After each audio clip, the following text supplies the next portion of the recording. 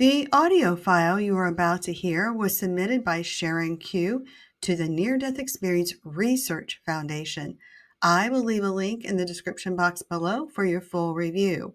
If you or somebody you know has had a near death experience, a miracle, or would just like to have some energy clearing and healing to ignite the superhuman in you, then please reach out to sallyknopp.com or go to the email sallyknopp@gmail.com and just send me a note. Let's get into it. Prior to the experience, I had ordered a small hanging stained glass window with a wisdom quotation on it for my godchild. When it came, it was a pure white statuette of St. Francis Assisi. Puzzled with this, I phoned the company I bought it from and explained the error. They were flummoxed because my item and order number had nothing in common with the item they sent me. They felt it was auspicious and chose to send me the window hanging, insisting that I keep the statuette. They strongly felt that a greater God reason was at play and that I must have had a need to be in touch with St. Francis. Okay, I thought, and gratefully accepted this most unexpected gift and turn of events. I cleared space around my favorite chair in the living room and daily pondered the significance of this gift. I asked St. Francis, "Why are you here? What am I to do or learn? Do you have a message for me?" It had been around late March or early April because the weather in Ohio at the time of year was unpredictable, either warm and breezy or cold. I remember having to pull out my long wool coat due to the big temperature drop on the morning of the event. I got dressed for work with my T-strap heels, dress, and winter coat. I had recently purchased a yellow Ford cargo type van with tinted windows all around. It was an automatic with a big Canadian V8 engine with lots of pulling power. I was still adjusting to its unique blind spots and challenging of driving such a big vehicle with side mirrors. I used to drive a Ford Pinto, so this change was very intimidating. This van was a slim fit into a fourplex garage that had brick separator between the parking spaces for each tenant. While the interior was shared, we each had our own garage door. My parking spot at the far end of the garage with the brick wall to the right and a brick separator between the parking spaces to the left. The experience. On this morning, as I was backing out of the garage and about a quarter of the way out, I realized my angle was all wrong. I didn't want to scrape the paint on the van, so I put the van in park, opened the door, and jumped out. I walked to the back of the van so I could see if I needed to straighten it out or not. As I returned to the driver's side door and opened it to get in, the van jumped gears and I was moving forward into the garage. I tried to jump up into the van, but the door was slamming shut faster than I could jump up and in. So I retreated from that, my heart pounding from the close call and almost getting my legs cut off by the slamming door as it hit the brick separator. I foolishly leaned against the van to collect myself. Then I realized that I was being dragged along by the van and into the tiny space between the brick separator and the van. I tried to pull myself out of that sudden squeeze to the outside of the building, but I was already pulled in too tightly, and my efforts to free myself were not working. I screamed for help. From there, it was a rapid sequence of pressurized movement that was squeezing me into death. My screams became the agony of pain. Quickly, I resigned myself to being traumatized, accident with broken bones and God knows what else. At first, I was mad at God for not loving me enough to make me unconscious. I didn't want to experience this consciously.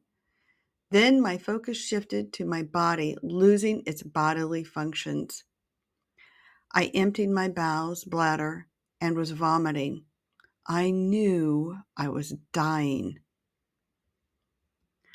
My consciousness changed from a person angry with my dad, problems of life, myself, to my spirit self, determined to not take this rage over to the other side.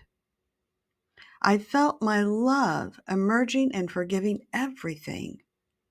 I then realized that I know this drill, done it thousands of times. I exited the body through the soft spot, the same place as in the baby's head. I was happy, joyous, and free. I reveled in being free from the restrictions and the constrictions imposed by physical form, matter, and gravity. It felt a sigh of relief, much like someone removing a very tight girdle. Then I tuned my attention to the scene below me.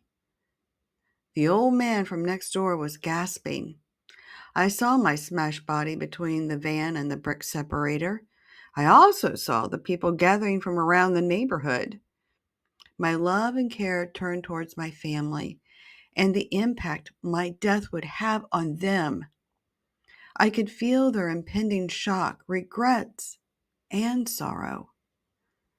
Then I turned my attention heavenward, home. And right there was Kuthumi, also known as Saint Francis Assisi. He showed himself in his eternal presence as a clear light vignette in human form and surrounded by cherubs. I recognized him from my teacher mentor. There is no time and space, nor words for that matter, like we relate in 3D life. I experience volumes of information and communication freely, exchanged without any confusion or interpretation issues. It was profoundly beautiful, light and love in communion with each other. I can only give a synopsis of this exchange, and it varies a bit each time I share it, because that's just the way it is. 1. I was being recalled by my Christos spirit presence in order to review a dire situation that was interfering with my life path, and I needed to get things back in order and on track. Thus, this death was like a safety valve recall. I needed to wake up my conscious mind up to a slippery backslide that was neither karmically induced nor required for my soul. I needed the higher guidance so I could determine if I wanted this situation to progress or to end. I understood this path was not merely sidetracking and distracting me. I needed to understand the consequences of my actions were leading me down a path that I had not previously chosen. 2. I had to deal with my alcohol addiction. My personal self was having too many sessions of drinking until I went unconscious. I didn't have the control I believed myself to have. I had to stop drinking or going numb by other means. This was non-negotiable, and I knew why. I wholeheartedly agreed. I was offered a choice to return immediately to my current life and re-enter my body, joining the scene below, or I could be born as an infant into another family as soon as possible to have my lifetime start over. Without hesitation, I chose to experience a miracle with no broken bones, no organs bursting from the compression aspect of the accident. Although there was physical body memory and muscle displacement, the medical doctors were baffled and dismissive of what really happened to me. From presence and the self-gnosis thereof, the very idea of starting over with parents who would be searching for truth through consensus religions and such ideas, was not attractive to me. I hope this doesn't sound self righteous, judgmental, arrogant, or special. That kind of energy does not exist in light and love. My decision to come back has nothing to do with our eternal nature of divine origin. I'm candidly sharing my reflections about a rare opportunity of having the clarity of knowing. I'd be going back to guessing, wishing, hoping, wondering, despairing, to know for sure if I chose the option to be born again. That would mean my future and soon to be parents could only be guiding and teaching me their belief systems, and I'd be tethered as a child to what would be essentially another scenario of what I considered as the blind leading the blind all over again. After the experience, when I returned to my body, there was a man no one seemed to know. He claimed to be a neighbor from about 4 units down. He wore a cap-like hat and stood in front of me at the garage wall with his arms outstretched around me like we were in a huddle. He reviewed my agreements I'd made with Kuthumi, the choice I had made, and told me I'd have to go to the hospital, so don't fight it. I was so amazed. I invited him up for tea so we could delve into this more.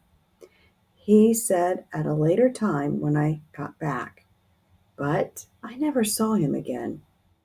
My choice means I don't need to start all over again. I have the gift of the conscious awareness of being a spirit in a human body. I have this amazing discovery as my spiritual guide rail. Now, I wouldn't believe I was one with the Creator. I would remember this experience. As soon as the decision was made, I was back in my earthly body.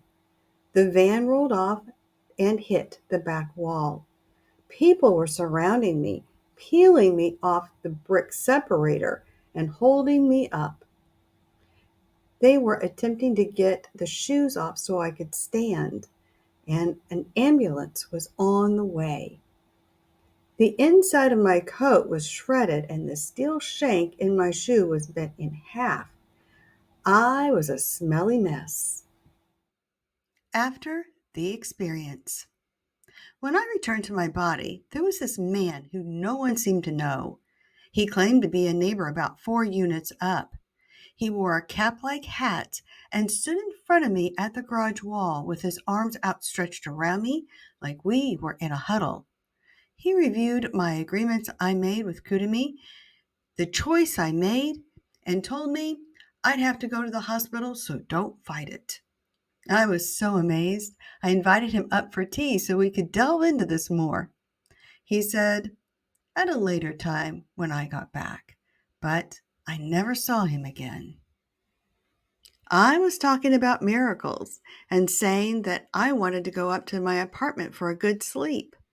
The paramedics put me on a board and took me to the hospital, expecting me to start bleeding from all orifices. That didn't happen.